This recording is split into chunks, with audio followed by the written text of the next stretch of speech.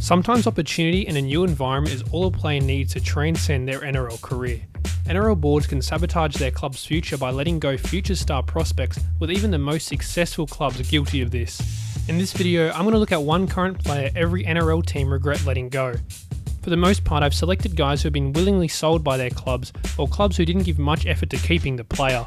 For example, Tedesco to the Roosters is not in this vid as the Tigers had no choice but to let him go. As always, this video is completely subjective. Let's start off with the Canterbury Bankstown Bulldogs, and for them it's Damien Cook. The Bulldogs have actually done quite well in terms of player retention, with only a few names they probably regret. Guys like Dale Finucane and Sean Lane were other big players whose careers went to new levels after leaving Belmore, but Damien Cook has been their biggest loss. With the Bulldogs only giving Cook 7 appearances over 2 seasons, it's clear that they just didn't rate him, and it would prove costly, as Cook has now totalled 15 representative appearances for New South Wales and Australia. For the Penrith Panthers, it's Regan Campbell-Gillard. He was exceptional at points for the Panthers, but fell seriously out of favour when Ivan Clear returned to Penrith in 2019, with RCG forced to play reserve grade.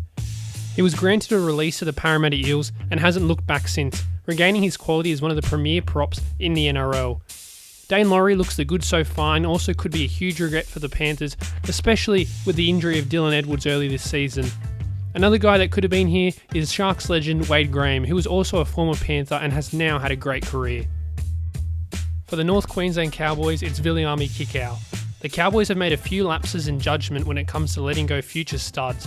I've gone with Kikau because of his excellence in the Cowboys under-20 sides, with Kikau scoring 11 tries in 21 games as a prop. Their lack of foresight would also extend to players like Brandon Smith, who played in the under-20s with Kikau, and also Jerome Hughes, who has been an excellent halfback. I could have mentioned Kalen Ponga here as well, but the Cowboys really had little say in him leaving, as the huge contract offered by the Knights just couldn't be matched.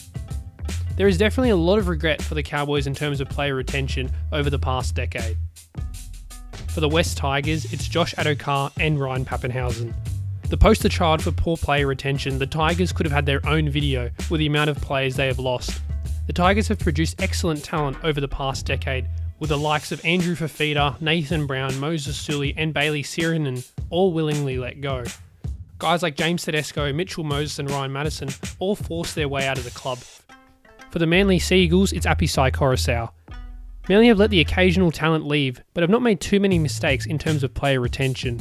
Clint Gutherson is probably the best player the Seagulls have lost, but with the emergence of Tom Trbojevic, it's understandable why they let Gutho go, which is why I didn't choose him here.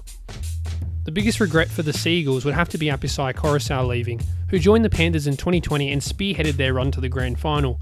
Ever since letting Appy go to Manly, they've struggled to fill their hooker position, with makeshift replacements like Cade Cuss and Lachlan Croker filling in. It's definitely a decision the Manly Seagulls regret making. For the South Sydney Rabbitohs, we've got Nathan Brown. The Rabbitohs have been the victim to their crosstown rivals, the Sydney Roosters, who have poached a lot of their high-quality talent. Guys like Luke Keary and Cameron Murray are the highest profile names to leave the Bunnies, although I didn't choose them as the Rabbitohs made attempts to keep both players. Cam McInnes and Adam Doueihi are quality first graders who were let go with not much resistance and have excelled their play since leaving.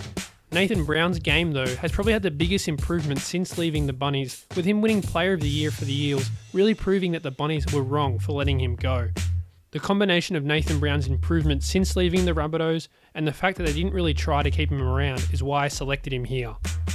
For the New Zealand Warriors, it's Isaiah Papali'i. The selection of Papali'i is a recent one, with Isaiah exceeding all expectations at the Parramatta Eels.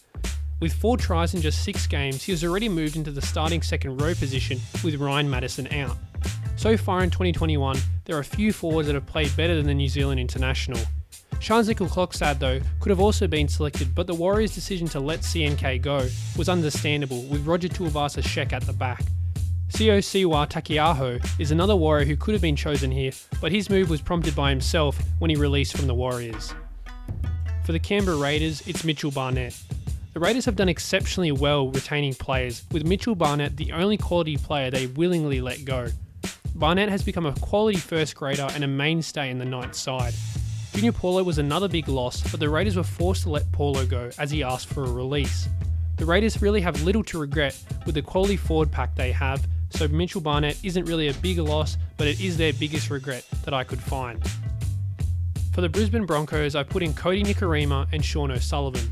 Both Nikorima and O'Sullivan have been huge losses for the Broncos, who remain helpless towards the bottom of the ladder. The Broncos have been without quality halves, and the decision to let both Nikorima and O'Sullivan leave hasn't helped. The Broncos went with their partnership with Croft and Milford, which really has struggled, and you would think if they would have their time again, they would have gone with either of these Warriors halves. Of course, the losses of Jaden Sewer and David Fifita need to be mentioned, as they have gone on to becoming even bigger stars since leaving the club. I didn't select either player though, as the Broncos did try to retain both players, so it isn't really much of a regret. For the Cronulla Sharks, it's Kurt Capewell. The Sharks have done relatively well retaining players, especially since they've struggled with salary cap issues.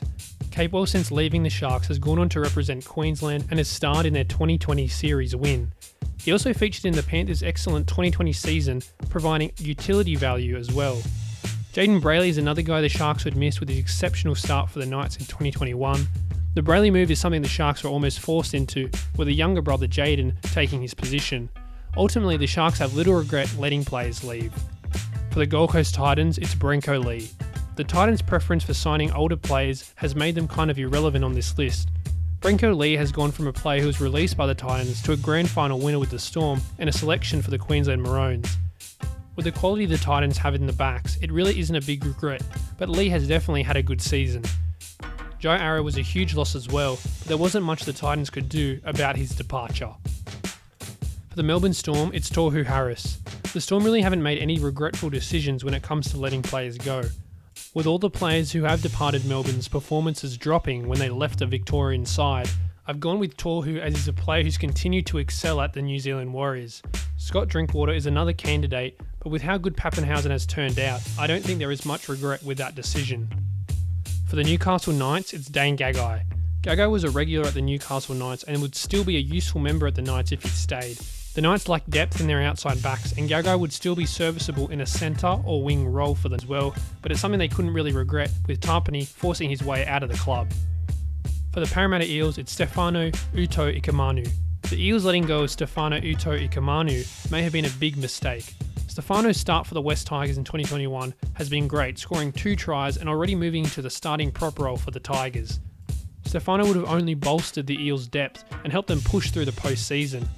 It still is early days though with Stefano, but he looks the good so far. I also must mention Daniel Alvaro as another guy that the Eels may miss. Names on the West team sheet.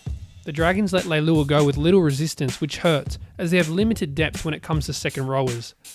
Both Reece Robson and Lesson Armour have both elevated their game since leaving the club, and I'm sure are players that the Dragons would have liked to keep. For the Sydney Roosters, it's Connor Watson. Much like the Melbourne Storm, the Sydney Roosters don't make many mistakes when it comes to letting players go. Their biggest mistake would be the departure of Connor Watson, who would become a quality first grader with utility value at hooker and lock.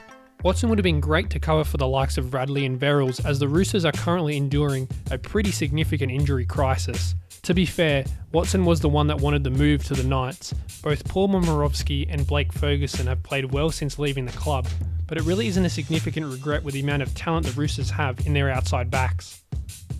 So, that ends the video looking at one current player every NRL team regret letting go. If you have any other suggestions, let me know in the comments section. Also, my New Zealand Warriors documentary should be out next week, so if you're excited for that, like, subscribe and hit that notification bell so you're notified when the next video comes out. We have just hit 3,000 subscribers, which is super exciting. Thank you so much.